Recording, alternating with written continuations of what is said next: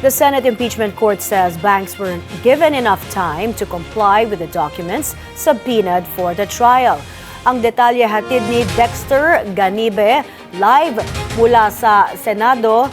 Dexter, ano ang latest dyan at ano ang sinabi pa doon sa pagkatapos ng trial kahapon?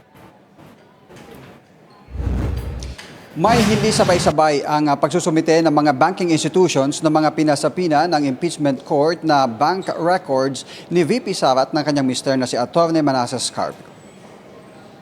Sabi ni Impeachment Clerk of Court, Atty. Renato Bantog Jr., binigyan niya ng takdang oras ang bawat banking institutions para magsumite ng pinasasapina ng mga dokumento kabilang sa mga bangko na magsusumite ng bank records na VP Sara at Atty. Man Scarpio ay ang Metro Bank and Trust Company, ang Philippine Savings Bank, Bank of the Philippine Islands, Security Bank Corporation, Land Bank of the Philippines at BDO Unibank. Una nang hiniling ng panel of prosecutors sa impeachment court bago pa magsimula ang impeachment trial para maipasapina ang financial records ng VP kasama ang mga ebidensya nila sa Article 2 o ang umano'y unexplained wealth ng Vice Presidente. Hindi kasi nakuha ng mga dokumentong ito nung kasagsagan ng pagdinig ng House Committee on Justice sa impeachment complaints laban sa Vice Presidente dahil tanging ang impeachment court lamang ang may kapangyarihan na makapagpasupina nito sa pahintulot na nga ng Pangulo ng bansa. At may tulad nga ng nababanggit na ay hindi kaagad-agad ito isa sa publiko ng impeachment court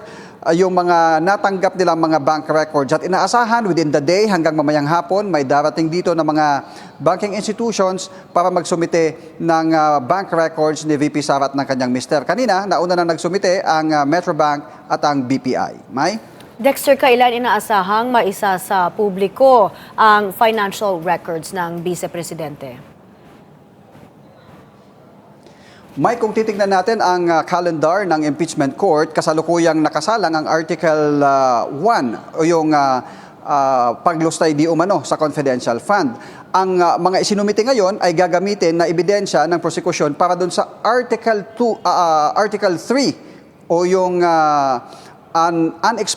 unexplained wealth di umano ng Vice Presidente. At yan ay mangyayari pa pagkatapos nitong Article 1. May 31 days ang prosekusyon para tapusin yung pagbibista nila sa Article 1. Ibig sabihin, aabutin yan ng kalagitnaan pa ng Oktubre bago masimulan na pagbistahin yung mga ebidensya at testigo para naman dito sa unexplained wealth. At doon lamang natin makikita at masisilip kung papayagan ang pagsasapubliko nga nitong mga dokumentong ito. May? Maraming salamat, Dexter Ganibe, live mula sa Senado.